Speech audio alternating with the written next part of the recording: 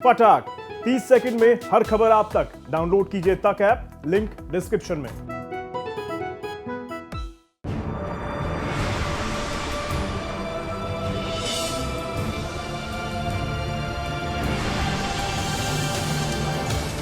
Petrol diesel की आसमान छूती कीमतें और कोरोना के बीच खुद के आशियाने की जरूरत ने लोगों की फाइनेंस की सोच में बड़ा बदलाव किया है।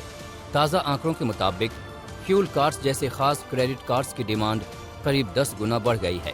इससे देश में इस्तेमाल हो रहे कुल क्रेडिट कार्ड में फ्यूल कार्ड्स की हिस्सेदारी बढ़कर 13.1% हो गई है। पिछले साल तक कुल क्रेडिट कार्ड में फ्यूल कार्ड्स की हिस्सेदारी 4.95% थी। बैंक बाजार की मनी मूड रिपोर्ट में कई और दिलचस्प आंकड़े भी निकलकर सामने आए हैं।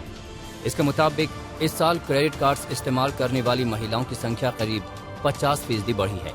इसके बाद देश के कुल क्रेडिट कार्ड यूजर्स में महिलाओं की संख्या बढ़कर 12% हो गई है, जबकि 2020 में यह आंकड़ा 8.41% था। महिलाओं में भी युवतियां ज्यादा क्रेडिट कार्ड का इस्तेमाल कर रही हैं। उम्मीद ये है कि ये प्राइसों की तेजी 2022 में भी कंटिन्यूड रहेगी। एक दूसरा फैक्टर जो डेफिनेटली हेल्प करेगा, होम लोन रेट्स बहुत नीचे हैं और एक्सपेक्टेड ये है कि नेक्स्ट ईयर भी होम लोन रेट्स नीचे ही रहेंगे, जिससे कस्टमर्स को परचेज करने में रियल एस्टेट की सहूलियत होगी। इसके साथ ही एक दूसरा बदलाव इस बार होम लोन के मामले में भी देखने को मिला है। 2021 की पहली तिमाही में होम लोन का औसत साइज बढ़कर 28.43 लाख रुपए हो गया। 2020 की चौथी तिमाही में होम लोन का औसत साइज 27.74 लाख रुपए था।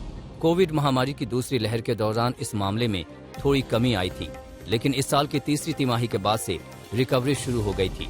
अब हालात ऐसे हो गए हैं कि देश में 1.5 करोड़ रुपए से भी ज्यादा बड़े होम लोन की डिमांड निकलने लगी है। डेवलपर्स का मानना है कि इसकी वजह बड़े साइज के घर की डिमांड्स है। रियल एस्टेट के जो हाउसिंग लोन के जो इंटरेस्ट रेट है वो लोएस्ट लेवल पे है। दूसरे कस्टमर्स को भी ये समझ में आया है कि हाउस उनके लिए एक बहुत जरूरी चीज है, जो उन्होंने लॉकडाउन में महसूस किया है।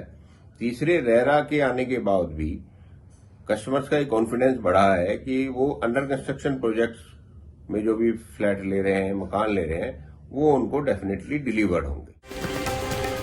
मनी मूड्स रिपोर्ट के मुताबिक फाइनेंशियल हैबिट्स के मामले में पुरुषों के मुकाबले महिलाएं ज्यादा सतर्क हैं। इस साल 72% महिलाओं का क्रेडिट स्कोर 700 या इससे ज्यादा रहा, जबकि 700 से ज्यादा क्रेडिट स्कोर वाले पुरुषों की तादाद 66% है। यही नहीं, जहां 40% महिलाओं का क्रेडिट स्कोर 800 से ऊपर रहा, तो वहीं इतने स्कोर वाले पुरुषों की संख्या महज 35.6% है। यानी वित्तीय व्यवहार में बदलाव तो सभी में आ रहा है, लेकिन महिलाएं इस मामले में कहीं ज्यादा आगे हैं।